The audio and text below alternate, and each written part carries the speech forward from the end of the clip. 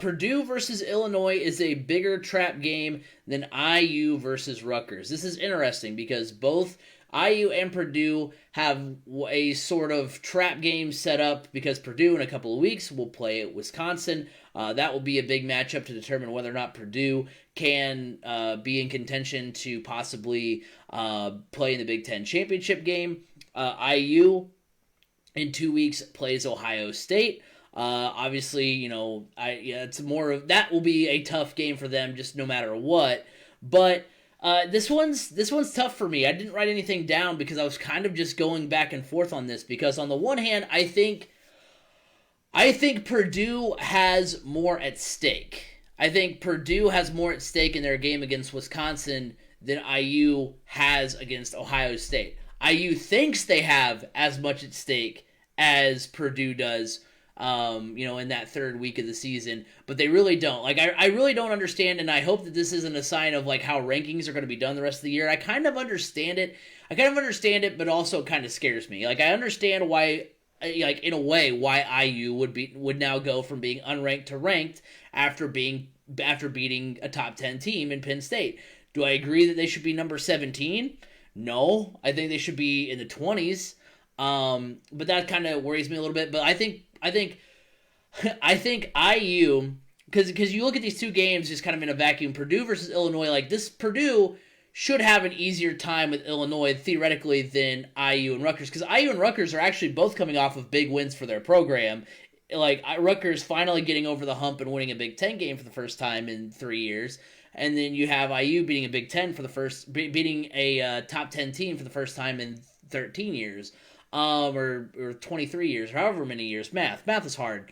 Ball State education. Yeah, it's that Ball State. Oh, wait, it's 33 years. Dang it, I messed it up twice. But anyway, I was born in '87, so yes, I'll be 33 this year. B. Scott's old. Focus on that, not me screwing up math. All right, so I mean, I think it's honestly, I want to lean more towards Purdue, because they have more actually at stake. And will be playing a lesser opponent in Illinois. This will be a game where that is your classic trap game of, hey, next week's really big.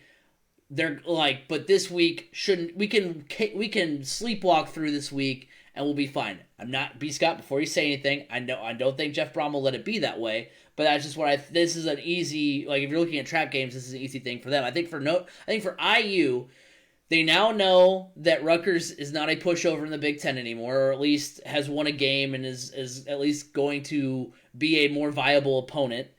And I just think the one thing that makes me want to lean a little bit over to the IU side is the fact that they're actually ranked, and now they have kind of that reason to puff out their chests and take Rutgers. We don't have to worry about Rutgers. We're ranked now. Like, that's what I think IU might be thinking. But I'm going to lean a little bit more towards Purdue just because they have more actually at stake. I think IU kind of knows, like, hey, even if, I think IU thinks that they're like, okay, you know what? The big step is past us, but we still have, at least two very tough matchups in Michigan and Ohio State. Like, I think Purdue's game against Wisconsin could quite possibly be for the Big Ten championship game, who represents that side of the Big Ten. Whereas, IU versus Ohio State, there's still a lot of football to be played on that side of the conference. So I'm going to lean more towards Purdue, Illinois. So I will say it's a hot take. I'm actually going to say this is a cold take. Very slightly. Not very slightly, but, most time I would say this is a hot take because this game, this Purdue versus Illinois game, is a type of game that Purdue would lose under Jeff Brom. And a matter of fact, they did last year. And that is why I believe this is a cold take.